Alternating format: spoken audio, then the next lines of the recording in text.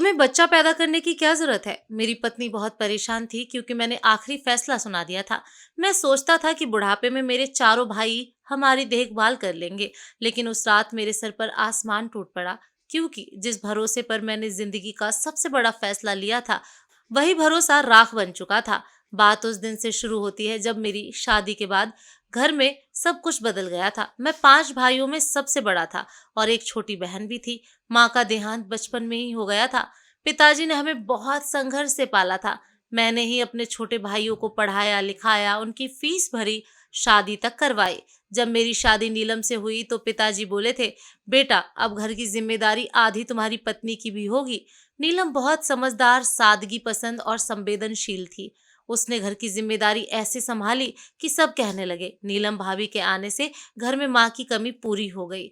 सच भी यही था। वो 5 बच्चों की तरह ही मेरे चारों भाइयों और एक बहन की देखभाल करती थी। किसी का कपड़ा प्रेस करना, किसी को कॉलेज के लिए टिफिन देना, किसी की फीस भरने के लिए अपने गहने गिरवी रखना, वो सब कुछ करती थी और कभी शिकायत नहीं करती थी। कई बार तो मैं उससे कहता, थोड़ा अपने लिए भी सोच लिया करो।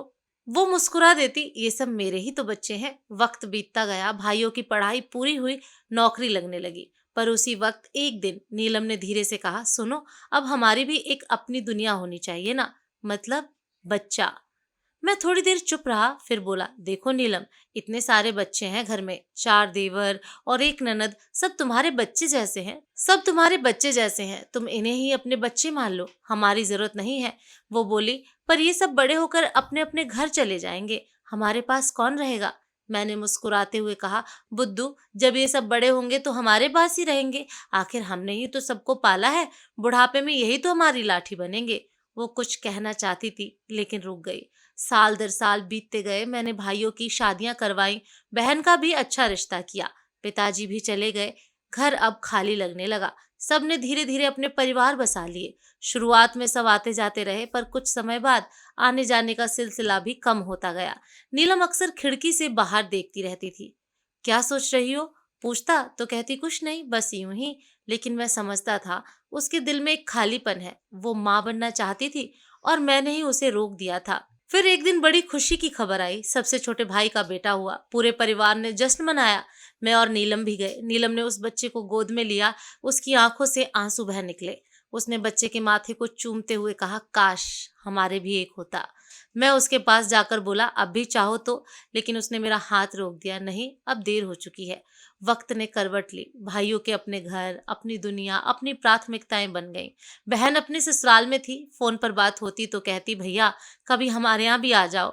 मैं सोचता, इतने साल जिनके लिए दिन रात खटता रहा, आज वही एक फोन तक नहीं करते। एक बार मैं बीमार पड़ा, बुखार इतना तेज था कि नीलम चारों भाइयों को फोन किया। सब ने कहा, भाभी ऑफिस में बहुत काम है, 2 दिन बाद आते हैं। नीलम रात भर मेरे सिर पर पट्टी रखती रही, डॉक्टर के पास खुद ले गई। मैं कमजोर हो चुका था। उस वक्त नीलम ने धीरे से कहा, देखा, जिनके लिए तुमने मुझे मां बनने से रोका था, वो आज किसी के पास वक्त नहीं है। मेरी आंखें भर आईं। नीलम, मैं गलत था, बहुत गलत। उस दिन के बाद घर का सन्नाटा बढ़ गया। त्योहार आते तो दूसरों घरों से ढोलक, मिठाई और बच्चों की हंसी सुनाई देती, लेकिन हमारे घर में बस नीलम की खामोशी सांसें गूंजती।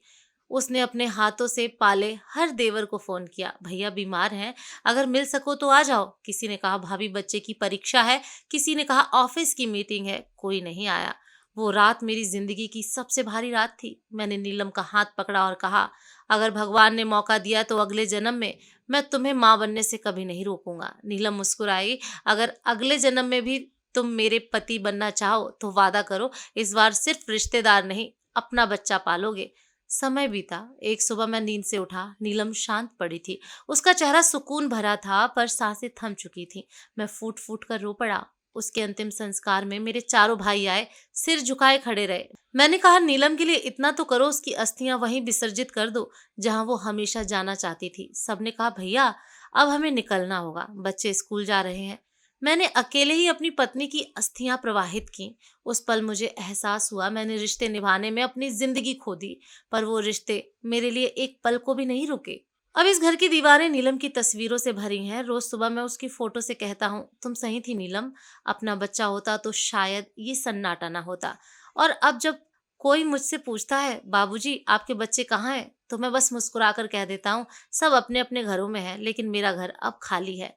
और यही हकीकत है, रिश्तों को निभाने में अगर खुद की दुनिया खो दी जाए, तो बुढ़ापे में ना साथ मिलता है, ना सहारा। बस एक तस्वीर रह जाती है और ढेर सारे अफ़सोस। दोस्तों, अगर आपको ये कहानी अच्छी लगी हो तो लाइक, शेयर और फॉलो ज़रूर करें। धन्यवाद।